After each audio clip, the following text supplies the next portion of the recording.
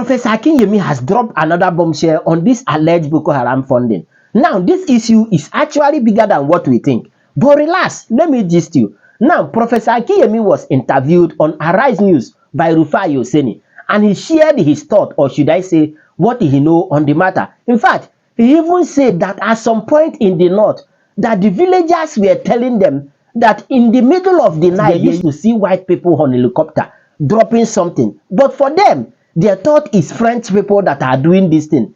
Little did they know that is another thing entirely. In fact, the things he expressed in this video is not something you'll be hearing from my mouth. Let me just allow you to listen very attentively to Professor Akinyemi, because this interview is very bombastic. But as you are listening, be clicking on that share button and also subscribe in case if you have never done so for more updates. And after that, I'll be back. Let's go there. Quickly, Prof, I want to get your comments as regards the USAID case. An American congressman has said that monies were funneled to fund groups causing mayhem in Nigeria. What's your take on that, sir? Well, thank you very much for having me on your program again. Good morning, Rufai. Good morning, Nayo. Good morning, Professor K. I listened, Rufai, I listened to you earlier on this morning, and you said you want facts, because really you are not buying into this narrative about USAID funding Boko Haram. Well, I'd like to give you some facts. I served on the Boko Haram committee. Now, 2 plus 2 at times has to be equal to 4. So even if I can't give you 4, but I can give you 2 plus 2, we will then have to come to the conclusion that I'm giving you 4. I served on that committee, and villagers kept telling us that in the middle of the night, helicopters piloted by white people kept landing and offloading guns, goods, and all kinds of and money to these people. Now, villagers have they don't even know who these white people are, and they have no reason to lie to us. Now, we made a mistake. When I said we, some of us on the Boko Haram committee made a mistake. We thought it was the French that were doing this. Now we have an American congressman said, no, it was the Americans who were doing this. And when you then add that to the Obama administration refusing to sell weapons to us, to Nigeria, on the grounds that we had human rights violations in the way we were dealing with Boko Haram, not in the way we were dealing with ordinary Nigerians where there were no security issues. Then we got a plane that was going to go and buy weapons in South Africa. Someone tipped off the South Africans. It wasn't a Nigerian who tipped off the South Africans. Who tipped off the South Africans? You have to come to a conclusion that it has to be a power that had access to information.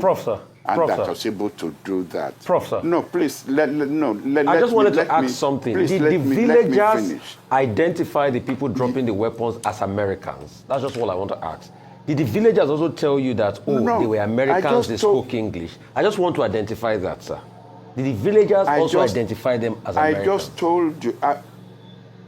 Now, Rufai, if you are not going to listen to me, I will stop talking so you can continue doing the talking. I have said so. I said the villagers knew these were white people. And I said we who were on that committee made the mistake of thinking they were French. But now it is an American congressman who's telling us that it was the Americans who did this. And you're asking me whether the villagers told us they were American. The villagers who don't know French from Americans, from British, they just knew that these were white people. Right. And they not only did that, they also penetrated our armed forces, because behind the scene, our boys will tell us that there were times when they will have Boko Haram people in the sight of their guns, and they will now ask their headquarters for permission to open fire, only for their superior officers to tell them to pull back and not open fire. That shows the extent to which there was penetration and destabilization of our own security forces. Now, who will do this? Who will destabilize our security forces? There were Nigerians also who were involved. And this is where I'm going to be careful. I'm not going to mention names, but people who were going to the United States, who were leading delegations to the United States during this period. Our ambassador there, unfortunately, is dead now, but he wrote reports about the activities of these Nigerians, some of them governors, who were involved with the State Department and who were also involved with the White House and what they were doing. Now, who were the people who organized trips for Hillary Clinton and Kerry? Who will ignore Abuja and fly over Abuja to go and hold meetings with political operatives in parts of Nigeria without clearance with our own Aso Rock and our own foreign office? Okay, right, Prof. Hillary Clinton and Jerry were American officials. Prof, can I have a follow-up? Yes. Prof, and I have a right to ask questions as a journalist because yes, I don't have a dog in this fight. I just want the truth. That's just it. And neither do I. And my point is, let us investigate. But I also want facts. And that's why I deliberately did ask you that question. When you say you are putting two and two together, you must be able to give an empirical, tedious link. That's just my point. That's why I asked you that question pointedly. Did the villagers say the people they saw were Americans? And you said no, they said they saw white people. My second question is, who are the Nigerians? And what did that report say about them and what they were doing in the White House? And why did that report not come to light? Because, in all fairness, Prof, it's unfair for us to come here and say we don't want to mention names for a Boko Haram insurgency that has killed a lot of people. It's very unfair to the memories of our troops that are dead and people that are dying and lives that have been destroyed. So if that report was out, why didn't that report get out there so that we can see the facts in that report written? And what are the names of these people that were meeting this top American hierarchy? And what are also the names of those people that infiltrated the military and that said our troops should not shoot at this Boko Haram? We just want facts. I don't have a dog in this fight. I just want facts as a journalist. And we have a right to what facts are and the truth is. That's why I asked my question, Prof. So I don't have a bone, I don't have a dog in this fight. I'm just after the facts. Rufai, I agree with you. Neither do I. I also don't have a dog in this fight. I'm just a Nigerian, just like you. Now, if you take the newspapers during the period when Jonathan was in power, you will find the names and pictures of Nigerians in high places who were visiting Washington, pictures taken in the White House, pictures taken in the State Department. You will find those pictures. They are not hidden. And I cannot now go and look for those newspapers and hold up the newspapers, but those pictures are there. And in any case, if you Google Nigerians visiting Washington, governors, they are not unknown people, governors. And some of them are in the Senate, some of them are even who are occupying higher offices, who were visiting Washington. Not twice. Those pictures are available. So they are not top secret. All right, okay. So really, and I'm not really, if I'm going to write, a piece, then I will go and look for those pictures and look for those reports. All right, thank you so much, Prof. And first of all, let me start by saying congratulations on your recent appointment as chairman of the Governing Council of the Nigerian Institute of International Affairs. Congratulations.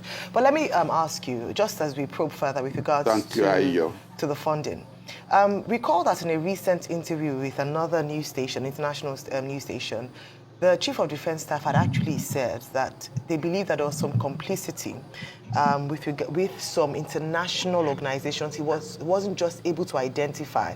What he had said was that some non-governmental organizations, because their findings revealed that some of these captured Boko Haram insurgents had foreign currencies on them.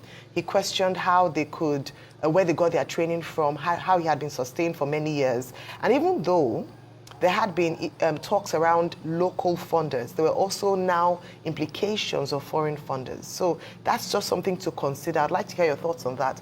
And then in the event that it is found out, because a call for investigation has been made, that this allegation, it's an allegation currently by the congressman, but they should investigate further to understand what really happened. In the event that USAID is found to have funded, what would be the next steps? What are the options for Nigeria? And then what can we begin to do with regards to that relation? Thank you, Ayo. Look, in this murky world of intelligence, secret service, what have you, you will never get the truth unless documents are classified. That's what they call deep state operations.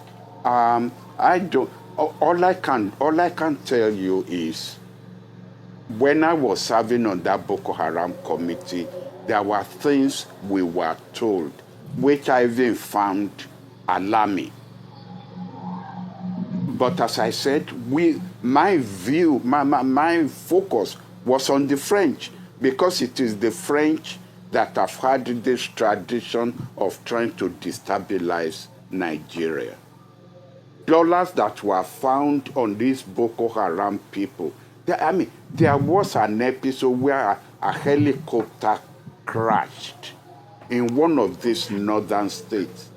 And it was plenty of dollars that were scattered all over the place. Now, that doesn't mean that was the Americans who were on that plane, because there are so many organizations who use the dollar, and I will not be surprised if various security or intelligence organizations or people who are involved in all these dark shade operations will use the dollar to cover their tracks and so on. So it does not mean, and that's why I didn't jump immediately that it's the Americans who were up to this until this congressman said it.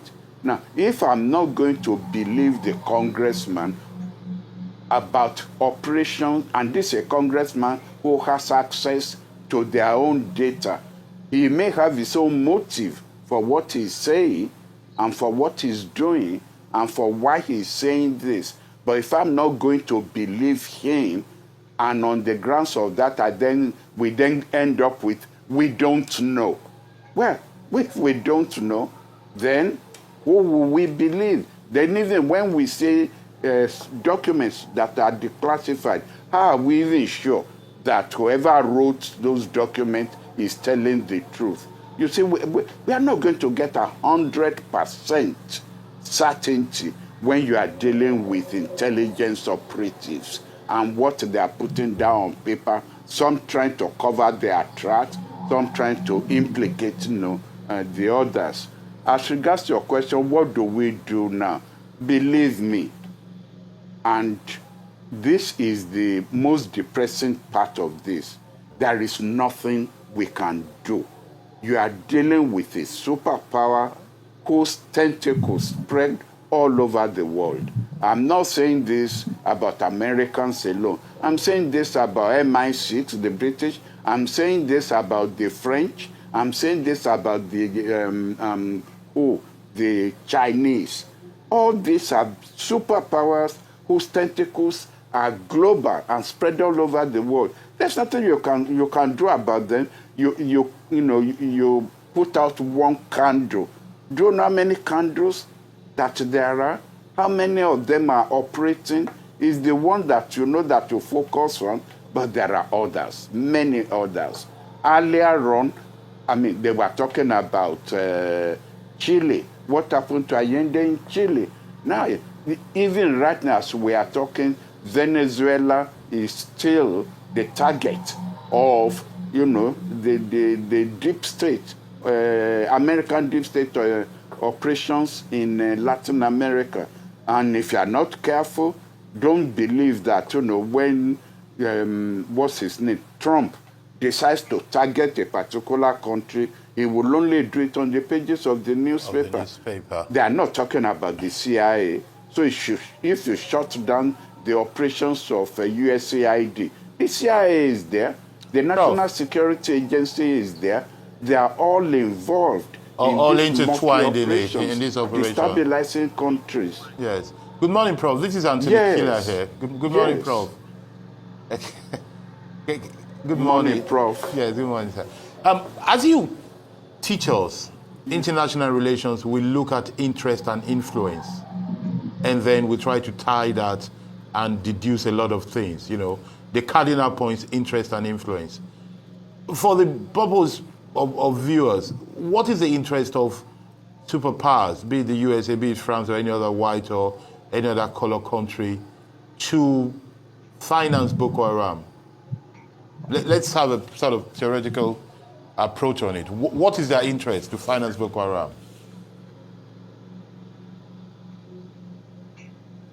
I believe it is Nigeria that they are trying to destabilize and use any agency that comes or that they can create. I attended a conference once in Washington, and it came up that no country in the global north wants a black country to become a superpower, because it will affect the domestic dynamic racial conundrum that they themselves are facing. It happened to Nkrumah, and Nigeria, if Nigeria makes it, recall, because it's not just me, recall what Mandela said, that until Nigeria makes it, there is no country with a black race that will make it in this world. So Nigeria had been a target before we even became independent. And that's why even the British arranged the handing over power to, if you like, the least developed part of Nigeria, and picked an elite that they think they can control. That is even before we became independent. As far back as 1945, the British had decided who they will hand over power to. And it's not the Azikiwes or the Awolowos or the Mbadiwes or the Okparas that they picked up on because they knew they couldn't control those people. And so to that extent, you see, they learned their lesson when India under Nehru managed to escape their control. They learned their lesson that from then on, any of their countries, any of their colonies that is going to become independent, they have to ensure that the person they're handing over power to is the person they can control, so that they can continue to control those countries. And Nigeria had been a target. So I can't answer why they picked on Boko Haram. Honestly, I can't. I haven't given a thought. Why Boko Haram? Yeah. Okay. I Okay. can't. Prof, you see, as a journalist, my job Yes. is facts. I eat and sleep facts. Again, I've gone through the newspaper article of the 12 governors in the north that went to America, and they talked about how they were going to, get more aid for development of their region and all of that. This was, in fact, some of the key personnel that were part of the governors then are in higher positions today in the country. I'm happy you made mention of the Salvador Allende case. I could only speak to the case because they were declassified documents by the perpetrators of the action based on what they did with ITT sponsoring the newspaper outfit called El Mercurio in Chile against Salvador Allende. And also there were valid court deposition from the families of General Schneider, the general that was killed leading up to the assumption of office by Augusto Pinochet in Chile. I have facts to that. Based on all of this, can we get a Nigerian intelligence report? Because, okay, let's say the West might be biased, they will not show us the link. At least we should have some internal reports that might have been able to prove this link. Because, yes, we can say speculations, we've talked about the Leahy laws, but a lot of people will argue with you, Prof, that America too had also used the Leahy laws on a couple of, other people. You talked about the case of South Africa, we're trying to buy weapons and all of that.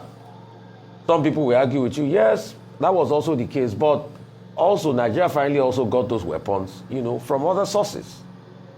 In fact, based on your argument, when we extended the date of the election in 2015, we made some stride in clearing Boko Haram, and elections were held in those areas. So all I just want is there any report I can hold on to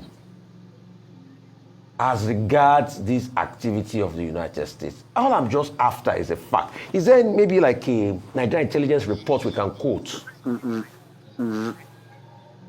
Rafael, yes, I accept that as a journalist you go after facts. As a scholar, I'm also interested in getting my hands on facts. However, the theory of rational thinking means in the absence of facts, when you are dealing with intelligence operations, you can make deduction. And from those deductions, you can come to conclusions that even you will come to while you are dealing with facts. I think that is the difference between you and I. During this period, the northern governors were not talking only about getting aid for development. They were even accusing Jonathan of the one who was, for his own electoral purposes, right, building up Boko Haram. Yes. They were making that kind of, allegations. All right. And, one knows. All right. And at the end of the day, Jonathan got a security organization from South Africa, All right. who almost fought Boko Haram who almost defeated them. Okay. But when Buhari came to power, he asked the South African military security organization to disengage. Again, all these are facts that are in the press. All right. Okay, thank you so much, Prof, and Yes, thank you for your time with us this morning. But before we let you go, we cannot but talk about Pa Ayo Adebanjo, whom we lost as a nation on Friday, 14th of February, early hours of the morning. I don't know if you had a relationship with him, but I'm sure you must have paid attention to his works over the years as a journalist, as a lawyer, as an activist, as a nation builder. And I don't know if you have a few things to say about him this morning before we wrap up. Oh, thank you. Oh, yes, of course, I had a relationship with Pa Ayo Adebanjo, a fighter, a warrior to the end. He's a man who didn't mince words. And if you are going to a battle, that's the kind of a person you want on your side. He didn't mind whom he confronted as long as he believed in what he was doing. He was, what came to my mind, if you don't mind my saying this in Yoruba, people will say, who said that? I heard somebody say Yoruba. Erinwo ajanaku sun be ole. I mean, that's an iroko that are just falling in our political scene. He was a very brave man. If you want to know what bravery is, come to Papa Ayo Adebanjo. He fought the fight, he fought the battle, and he's gone to rest. And, we wish him, he deserved the rest. I have a lot of respect for him, and so must everybody, whether you agree with him or not. Courage was his alternative name.